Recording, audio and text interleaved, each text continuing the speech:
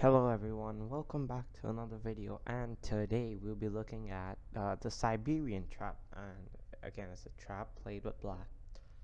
And the reason I decided to look at this trap is because whenever somebody plays Smith-Morra Gambit against me, I get really triggered because I don't know what to do half the time. Like, okay, so as you know, Smith-Morra Gambit happens from d4, and usually after c3 I end up going with knight f6, and it eventually gets converted to Alapin. And so I basically play like this and then e6 and then proceed to do d6. But the thing is, black doesn't get any type of play according to me. I don't know what variation you guys play or what your plans are, but I looked into it, and really white's the one who's in control of the position.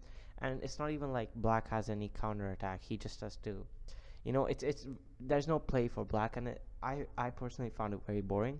So at one point, I thought of playing a move like d3 and continuing like this, but eventually that also didn't suit me. So I stumbled upon this trap, and I mean, it's a very it's a trap that you'd like to play because it's like a checkmate, and white thinks he's fine in the position. I mean, white doesn't see any dangers, but you'll see what I mean as I go on with the game. So you have to, obviously, in order for this trap to work, you have to accept the Smith-Morra Gambit, which means you have to take d takes c2. If you don't take it, it doesn't work.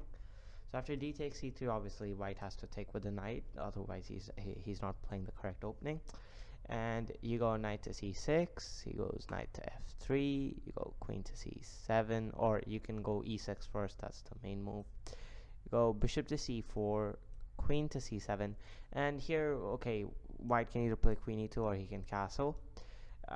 Both of them lead to the same position. So if white goes queen e2 first, obviously he's planning to push e5. So in this case, I don't think you can play this opening because of the move e5, and I don't think he can play the trap. So usually when he plays this, I think the move that black plays is d6, although I'm not very sure, but whatever. If he plays queen e2, remember, you can't play this trap because it kind of, the whole idea of this trap is that this diagonal's open, so you can eventually threaten him here. So after queen c7, if he plays queen e2, I don't think knight f6 is the correct move. But anyways, the main move white plays is castle kingside.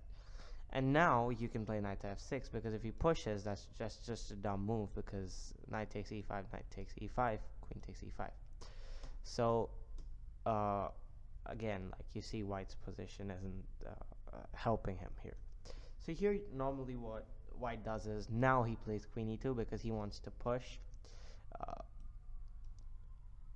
e5, and that's the basic idea. So here what you do is you go knight g4.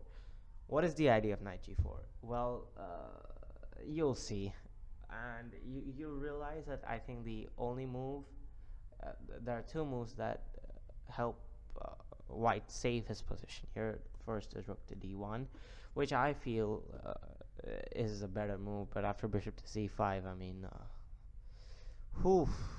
that's a little unsafe.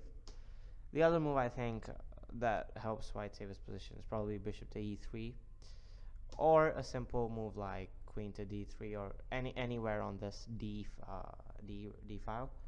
But what happens if you play exactly what black wants you to play, and that is h3? I mean, he's like, okay, why did he play knight to g4? There's no idea. Anyways, h2 is under my control with my knight, so there's no problem. But now you realize, after h3, what this knight is doing is it's protecting this square, but it's also protecting this outpost.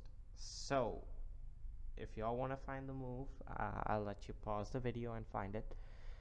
But I mean, you basically overload this knight with responsibilities, just like middle school. Anyways, yeah, so you play knight to d4, and here you realize that white's kind of screwed. And the reason I say this is because, okay, if he takes, that's like the worst move, because after knight takes e2, bishop takes e2, you're a queen up. What's the other option? You move your queen back, let's say d1. After knight takes anything, if he takes with queen or pawn, or if he doesn't take, even if he moves king to h1, this is inevitable. Can't stop that. What if he takes? Well, we both know the answer to that. That's checkmate. So that's like the worst move white can play. And if he plays something like bishop to d2, then rest be assured you can still play this. I mean, it's not stopping or anything. Again, if he plays something like rook to e1, not a good idea. Knight to d5. If he plays something like, sorry, bishop to d3, again, knight to d4, not a good idea.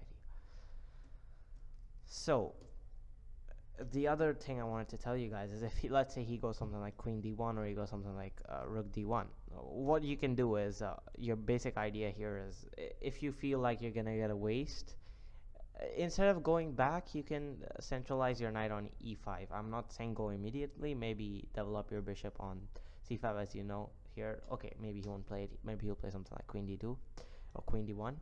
So in that case, let's say you play bishop c5, and if you don't have to, like, let's say he plays h2, you don't have to go back to f6. You can go back to e5. Honestly, this is a way better square because if it takes, he can push f4 because it's pinned.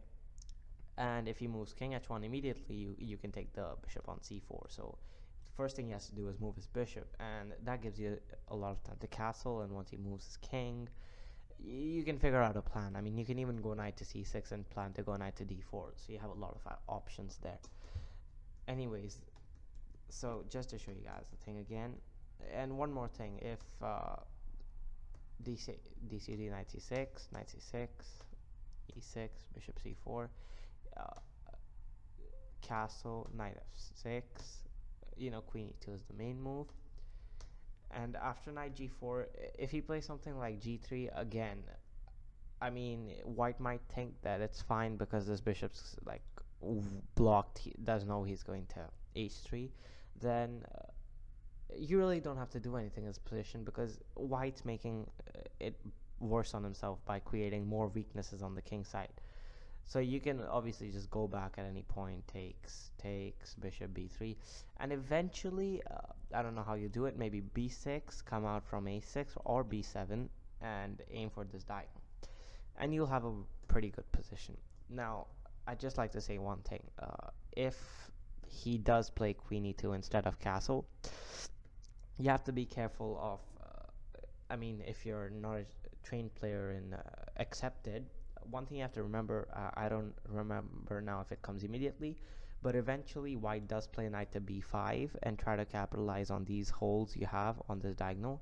So the move recommended is a6, and you'll be able to check that on any database or any games, professional games, grandmaster games. So the move a6 is very important if you accept the gambit and he plays queen e2 first.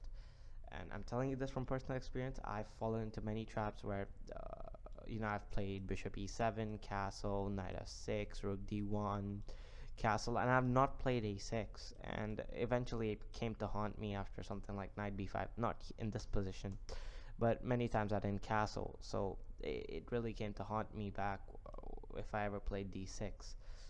Knight b5 was always a problem. Then I go queen d8, and you have moves like e5. So you have to have a6, always remember that. So anyways, guys, that was the Siberian trap, and I hope you did enjoy this video. If you did, do hit the like button. You can share your suggestions on the comment section. I'll most probably respond, and do subscribe, please, if you're new to the channel. Anyways, I'll see you all on the next one. Bye.